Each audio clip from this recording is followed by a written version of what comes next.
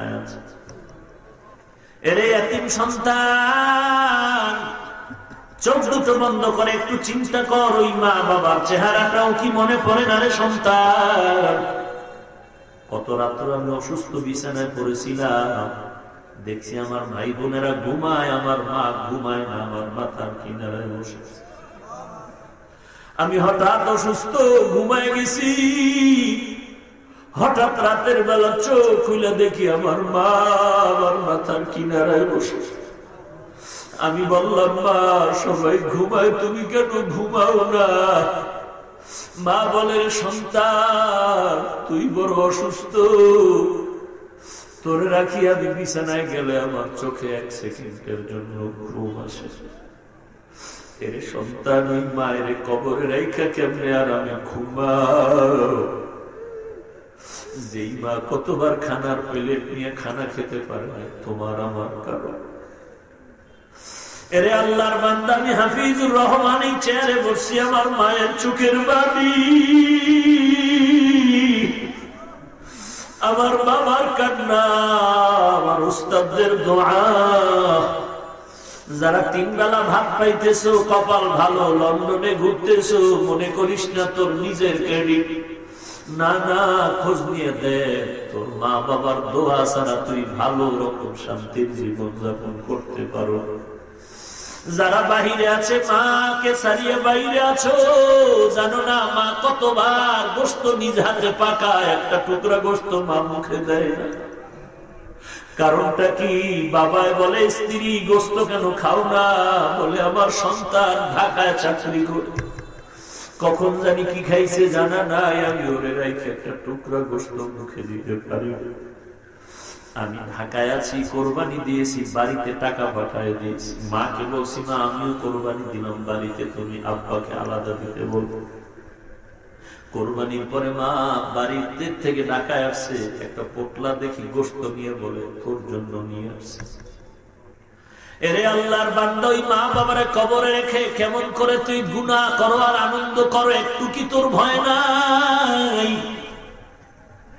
এরে যুবক, তোর ডানে বামে কত যুবক মোনাজাত করে, কান্না করে, তোর চোখে কেন পানি নাই? একমাত্র কারণ, গুনার কারণে দিলটা পাথর। আমার নবী বলেন, কাঁদো, বেশি করে কাঁদো, কারণ দুনিয়ার ঘরে আগুন লাগলে পানি ছাড়া যেমন ঠান্ডা করা যায় না, ওরে গুনাহগারের গোষ্ঠী গুনাহ নিয়ে যদি কবরে যাও, আর ওই গুনার কারণে কবরে যদি জাহান্নামের আগুন জ্বলিয়েই উঠে, ওই কবরের আগুন দুনিয়ার কোন বৃষ্টির পানিতে ঠান্ডা হবে না। ওই জাহান্নামের আগুন নিভানোর একমাত্র পানি হলো চোখের পানি। নিজের চোখে যদি পানি না থাকে, ডানে বামে তাকায় দেখ, আর চোখে পানি, ওরে তার কাছে একটু হাতটা বাড়ায় দোয়া নাও। বাবা নাই, বাবার বয়সী কোন সাদা দাড়িওয়ালা যদি দেখো, পারলে হাতটা বাড়ায় দোয়া চাও, আর বলো, তুমি আমার বাবার বয়সী মুরব্বী, আমার বাবা নাই, আমি বড় এতিম, আমার মাথায় হাতটা দিয়ে দোয়া করে দাও, আমার মতো এতিম আর কেউ নাই। এরে কান্নাওয়ালার থেকে একটু দোয়া চাও, চোখের পানিওয়ালার দোয়া খালি ফেরত যাবে না। আর নিজেও আল্লাহর কাছে তৌফিক চাও, রে মালিক, গুনার কারণে তুমি রাগ করি আমাকে ফিরাই দিও না রে আল্লাহ, আজকে থেকে তওবা করলাম, আর গুনাহ করব না রে মালিক। গুনার কারণে আমার হাত না পাক, জিহ্বা না পাক, চোখ না পাক, অন্তর না পাক, আয় আল্লাহ কত অন্যায় করেছি, আজকে তওবা করলাম, আর গুনাহ করব না। নামাজ ছাড়বো না, বেপরদায় চলবো না, আমার মতো পাপী এই ময়দানে আর কেউ নাই। এই ময়দানের ভিতরে আমার মতো জাহান্নামের আসামি আর কেউ নাই। আল্লাহ, আমার মেয়ে জানে না, ছেলে জানে না, স্ত্রী জানে না আমি কত বড় পাপী। ও আল্লাহ, তুমি জানার পরও রাগ করে পানি বন্ধ করে দাও নাই, বাতাস বন্ধ করে দাও নাই।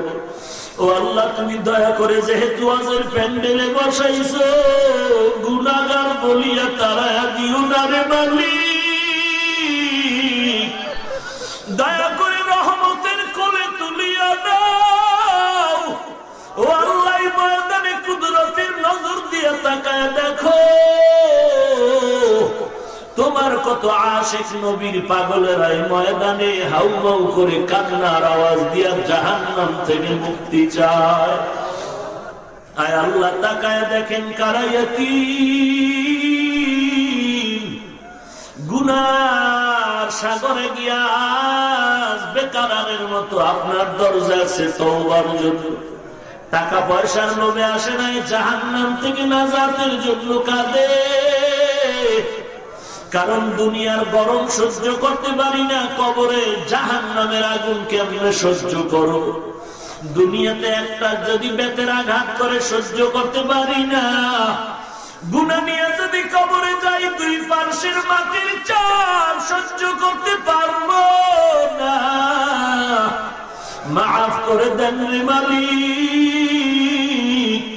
আয় আল্লাহ, গুনাহ নিয়ে কবরে যেতে চাই না। এরে আল্লাহর গোলাম, দুফোঁটা চোখের পানি ছেড়ে কান্না করো, কান্না না আসলে বাহানা করো, তাতেও সওয়াব। আল্লাহকে বলো, আল্লাহ কান্নাওয়ালা চক্ষু দাও, কান্নাওয়ালা চক্ষু দান করো আল্লাহ, কান্নাওয়ালা চক্ষু দান করো আল্লাহ। যেই কান্নায় জাহান্নামের আগুন হারাম হয়ে যাবে। ও আল্লাহ, তওবা করে দিছি, আর গুনাহ করব না, নামাজ ছাড়বো না, বেপরদায় চলবো না, মা বাবারে কষ্ট দিব না। ও আল্লাহ, মাফ করে দাও। আলেম ওলামাদের বিরোধিতা করব না রে আল্লাহ, জবান দিয়ে কাউকে গালাগালি করব না। তওবা করার যদি নিয়ত হয়, গলায় ছুরি আসবে মরে যাব, অন্যায় করব না, নবীর সুন্নাত আর ছাড়ব না। তওবা করার খাঁটি যদি নিয়ত হয়, খাঁটি তওবার নিয়তে দুটো হাত আমার আল্লাহকে দেখায় দাও। আয় আল্লাহ, সবার হাত কবুল করে নেন। আয় আল্লাহ, কাউকে খালি ফিরাইয়া দিয়েন না রে মালিক। আয় আল্লাহ, আমরা জাহান্নামের আসামি গুনাহগার, তওবা করেছি আর গুনাহ করব না। দয়া করে আমাদের তওবা কবুল করে নেন, তওবার উপরে মজবুত হয়ে চলার তৌফিক দান করেন আল্লাহ। কত শয়তান ধোঁকা দিয়েছে, নফসের ধোঁকায় মরে গুনাহ করেছি। আল্লাহ, ফিরাইয়া দিন রে মালিক। আমরা আপনার আদরের নবীর উম্মত, একটা যুবকেরও ফিরাইয়া দেন না রে আল্লাহ। তওবার উপরে মজবুত হয়ে চলার তৌফিক দান করেন, আমিন। এদিকে নেককারদের আল্লাহ দেখে বলবেন, ও নেককার, আমি আল্লাহর মহব্বতের দিদার পাওয়ার জন্য কত রাত্র ঘুমাও নাই রে পাগল। কত কষ্ট করে দিনের লাইনে চলেছো, আর সূর্যের তাপ তোমাদেরকে লাগতে দিব না। এদিকে যাও, আরশের নিচে ছায়ায় গিয়ে আশ্রয় নাও। আমি আল্লাহ তোমাদের সাথে আজ খাস ভাবে মোলাকাত দিব রে আমার আশিক। আল্লাহ এবার গুনাহগারদের ডাকবেন, লাইনে দ্বারা আমলনামা দেওয়া হবে। গুনাহগার গুলোকে আল্লাহ বলবেন, ফেরেশতা, এদের সোজা বাম হাতে আমলনামা দেওয়া হবে না, কারণ এরা আমার বহু নিয়ামত ভোগ করিয়া আমার সাথে গাদ্দারি করেছে, আমার মুহাব্বতের নবীদের সাথে, উলামায়ে কেরামদের সাথে বেঈমানি করেছে। এদের বুকের মাঝে দিয়ে ছিদ্র বানায়া বাম হাতটা ঢুকাইয়া পিঠের থেকে বের করে দাও। ফেরেশতা আল্লাহর ওয়াদার পাওয়া মাত্র হাতটা বুক থেকে ঢুকাইয়া ছিদ্র বানায়া পিঠের থেকে বের করো। আল্লাহ পিঠের হাতের অংশে আমলনামা দিয়া বলবেন, ইকরা কিতাবাকা কাফা বিনাফসিকা আল-ইয়াওমা আলাইকা হাসিবা। জীবনে কি করছো নিজে পড়িয়া দেখ, নিজের হিসাব নিজেই মিলাও। ফেরেশতারা বলবেন, আল্লাহ বান্দার হাত পেছনে চোখ সামনে কেমনে পড়বে? আল্লাহ আবার রাগান্বিত আওয়াজ দিয়া বলবেন, এই বেঈমানের ধাক্কা ধরে মোচক দিয়া পেছনে ফিরায়। ফেরেশতারা গুনাহগারের ঘাট ধরে পেছন দিকে যখন মোচক দিয়ে ফিরায় দিবে, আযাব শুরু হয়ে গেল। এরে নবীর উম্মতের দল, এরে পর্দার আড়ালের মা ও বৃদ্ধ বাবাজি ও যুবক, পায়ে হাত রেখে বলি, কয়দিন আর বাহাদুরি করো? বিল্ডিং এর ভেতরে মা বাপ সন্তান বসে আছে, হঠাৎ চতুর্দিকে আগুন আর আগুন আর আগুন। লোকেরা বলল, হুজুর আমরা দৌড়ায় গেলাম সহযোগিতার জন্য, পারি না, আগুনের এত তাপ। দূরের থেকে তাকায় দেখি মানুষগুলো আগুনে পুড়িয়ে যাইতেছে, আওয়াজ দিচ্ছে, বাঁচাও বাঁচাও বাঁচাও। কেমন যেন দৃশ্য হয়েছিল চকবাজারের ফ্ল্যাটের ভেতরে, ফ্যামিলির মধ্যে। মা তাকায় তাকায় দেখছে সন্তান আগুনে পড়ে যায়, সন্তান তাকায় দেখছে মা শরীরে আগুন। এরে নবীর উম্মতের দল, কিসের মায়ায় পড়ে দৌড়াচ্ছ? দুনিয়াটা কিছুই না। কিসের জন্য পাগল হয়ে গেলি রে ভাই? আখিরাতের লাইনে চলতে গিয়ে বাজার ঘাট বন্ধ হয় না, বিবাহ শাদী বন্ধ হয় না, চলাফেরা সম্মান কমে নাই। কোন পাগলে তোমাকে বললো যে কোরআন পড়লে সম্মান কমে যাবে, স্বাধীনতা নষ্ট হবে?